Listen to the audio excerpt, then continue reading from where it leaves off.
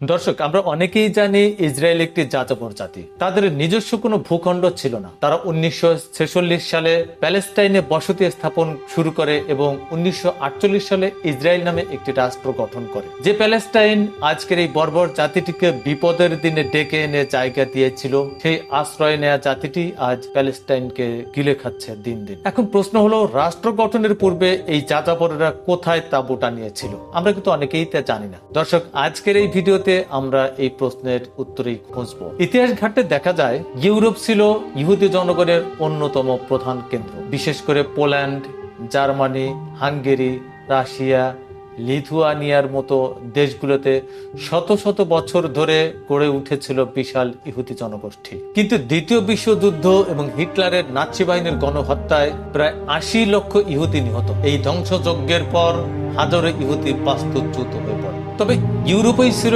ইহুদিদের একমাত্র আবাসস্থল। আসুন এবার চোখ রাখি মধ্যপ্রাচ্য ও উত্তর আফ্রিকার দিকে, যেখানে মুসলিম সংখ্যাগরিষ্ঠ দেশেও ইহুদিদের উপস্থিতি ছিল চোখে পড়ার মতো। ইরাকের বাগদাদে একসময় গড়ে উঠেছিল বিশাল ইহুদি সম্প্রদায়। তেমনই ইরান, মরক্কো, মিশর, তিউনিসিয়া এবং ইয়েমেনেও শতাব্দীর পর শতাব্দী ধরে ইহুদিরা বাস করত। তবে দ্বিতীয় বিশ্বযুদ্ধ ও ইসরায়েল প্রতিষ্ঠার পর পরিস্থিতি পাল্টে যায়। মধ্যপ্রাচ্য ও আফ্রিকার মতো ইহুদিরা তাদের ঠাঁই খুঁজে নিয়েছিল আরো দূরের কিছু মহাদেশে। এবার চলুন জেনে নেই সেই দূরের মহাদেশ আমেরিকা ও লাতিন আমেরিকায় ইহুদিদের অবস্থান কেমন ছিল।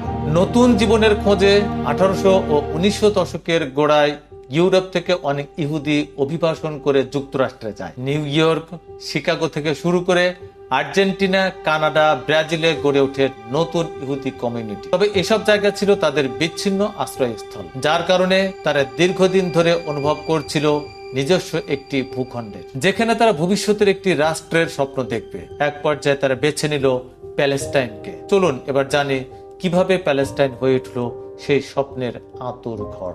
1917 সালের ব্যালফোর ঘোষণা এবং পরে ব্রিটিশ শাসনের অধীনে ইহুদিরা প্যালেস্টাইনে বসতি করতে শুরু করে। নাৎসি নিপীড়নের সময় আরো বেশি ইহুদি এখানে আশ্রয় নেয়। দর্শক, প্রশ্ন জাগতে পারে, ব্যালফোর ঘোষণা আবার কি? এক কথায় বললে, ব্যালফোর ঘোষণা অর্থাৎ ব্যালফোর ডিক্লারেশন ছিল এমন একটি চিঠি যা দিয়ে ব্রিটিশ সরকার প্রথমবারের মতো ইহুদিদের জন্য জাতীয় আবাসভূমি গঠনের প্রতিশ্রুতি দেয় প্যালেস্টাইনে। এটি আধুনিক ইসরায়েল রাষ্ট্র গঠনের প্রাথমিক ভিত্তি হিসেবে বিবেচিত হয়। যা হোক, 1946 সালের মধ্যে এখানেই বপন হতে থাকে ইসরায়েল রাষ্ট্রের বীজ। 1948 সালে তারা ইসরায়েল রাষ্ট্র গঠন করে। 1946 সালে ব্রিটিশ ম্যান্ডেট প্যালেস্টাইনের আয়তন ছিল প্রায় 26,624 বর্গ কিলোমিটার, অর্থাৎ 10,300 বর্গ মাইল।